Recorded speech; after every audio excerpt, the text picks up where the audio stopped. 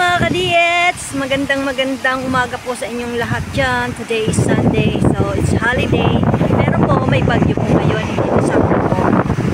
Sabi, may bagyo raw. So, galing po ako sa amin. So, pupunta po ako sa kaibigan ko. Maglalakad lang ako kasi wala akong pang bayad ng pang taxi. Sumakay lang ng bus, papunta rito. At ayan, lalakad tayo papuntang Hinkek Chic Village. Ayan. So, ito po yung nilalakad ng kaibigan ko everyday. Kasi everyday siya nagma-market. So, tingnan nyo kung gaano ang hirap. Kumbaga, hindi naman kasi sanay na siya eh. Pagka sanay ka naman na maglakad kahit na ang nakakaano lang dito yung paakyat. Pero kung bababa ka, syempre kasi pataas eh, mas maganda 'di ba yung pababa. So dito kasi paakyat, ngayon paakyat po ako. So ako lang kasi yung si Lance pumunta muna sa pinsan niya, may hinatid. So susunod siya rito. Pero kung kaming dalawa, siguro magtataksi kami papunta rito kung kami, kasi syempre hati kami ng bayad ng taxi or ililibre ako, ganun. Ayan. So, yun. Hindi na tayo sanay sa paglakad ng pangmatagalan or paakyat. Hindi na ganun kalakas ang ating paa.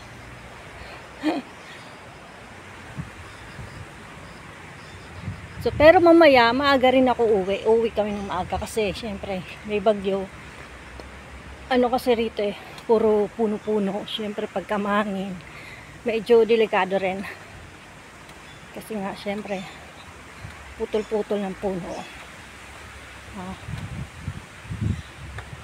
Naku, di pa nga ako nangangalahati. Ayan o, makulimlim po talaga. Hindi pa nga ako nangangalahati. Wala pa nga isang guhit eh. Nihingal na ako. So, ito po yung araw-araw niyang nilalakad. Tapos, syempre, kakapagod din. Kahit na sanay ka maglakad, papagod din yun. Kasi, nagma-market eh.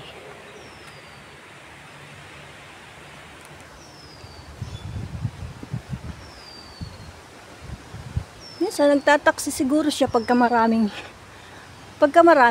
pinamili. Siyempre, pagka gusto mo magtipid, paglalakad.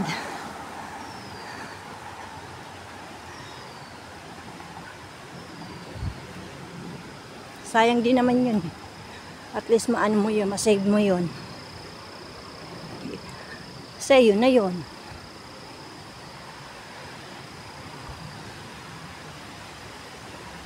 May iano naman yan sa niya eh, sa kasama sa pagmamarket niya yung pangsahe, pang taxi. Okay, yakan natin mabuti ang phone, baka mahulog. Buti ikaw pababa. Hindi pa nga ako nagawa 1/4 na. Nakakahingal na. Hindi na sanay maglakad. Sanay pa naman ako maglakad, kaya lang yung paakyat. Pero alam nyo, hindi rin maganda rin pagpababa. Kasi lalo na pagka maulan, hindi lahat ng niya, yung rough ba, ito okay. Pero yung ibang dadaanan, hindi siya rough. So, medyo pagkababa ka, dahan-dahan. Kasi baka tuloy-tuloy kang madulas.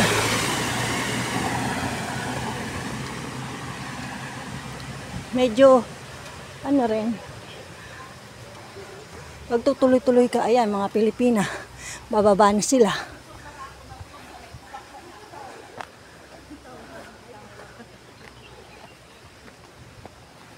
Hello.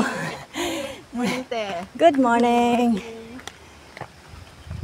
Sila bababa pa lang. Ako akyat. Ito mayroon namang ano,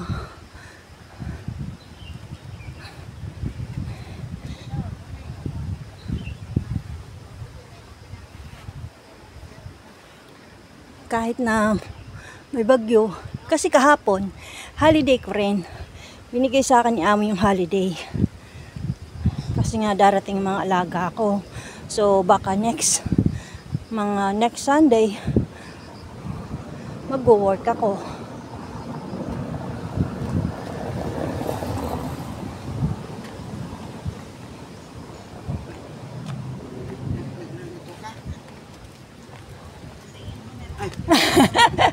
Hello. Nasa iyo wala sila?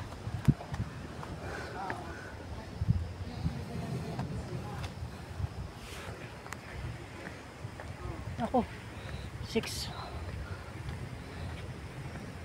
Laki ng aso.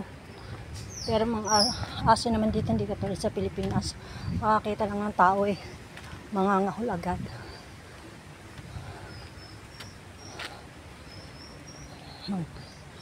Pero dito kasi mga training.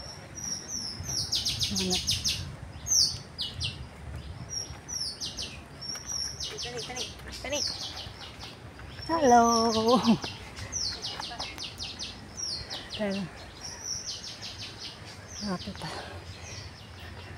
Pero takot ako sa aso. Kasi kinagat na ako niya ng bata pa eh.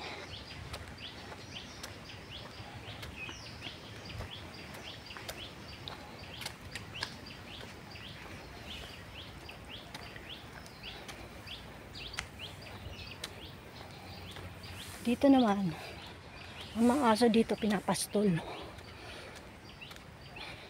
Ayan.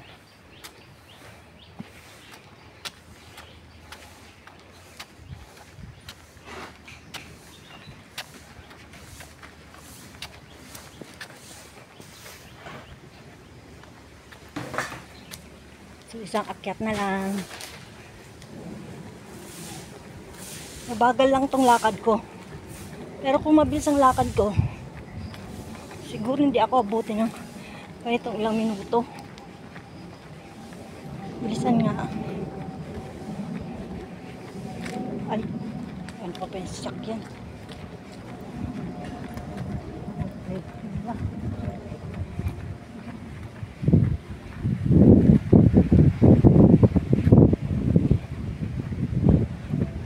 Balit eh. Yung bambo nila, maliliit.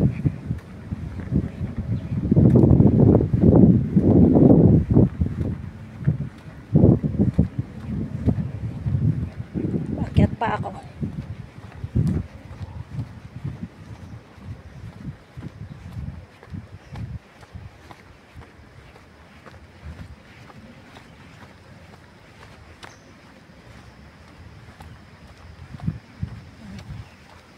Subdivision.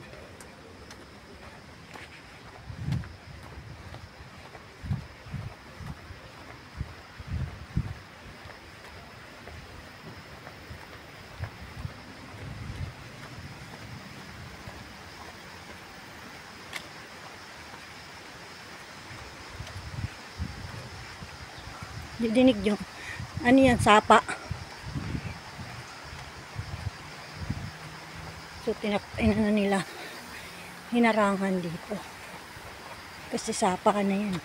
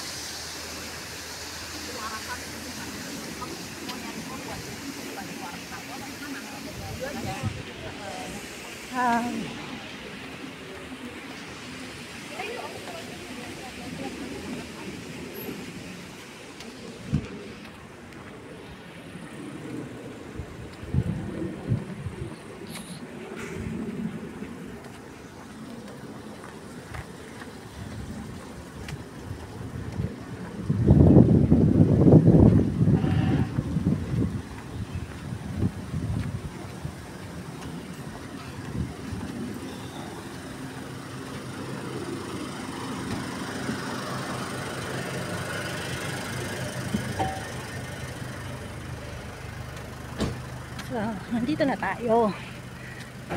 Ganda lang.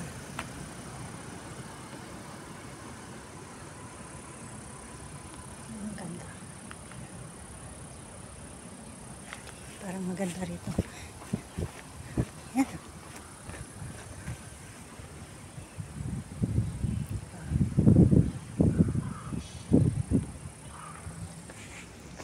So, nandito na po tayo. Tengshek Road. Ayun. The Granary. So, dito yan.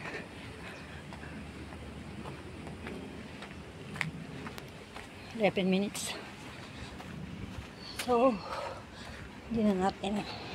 Hanggang dito na lang tayo. So, thank you so much for watching. Shout out po sa lahat ng mga OFW. Happy Sunday everyone. Happy blessed Sunday po sa inyong lahat. Palagi pa tayo mag-ingat at syempre palagi tayo magdadasal. At syempre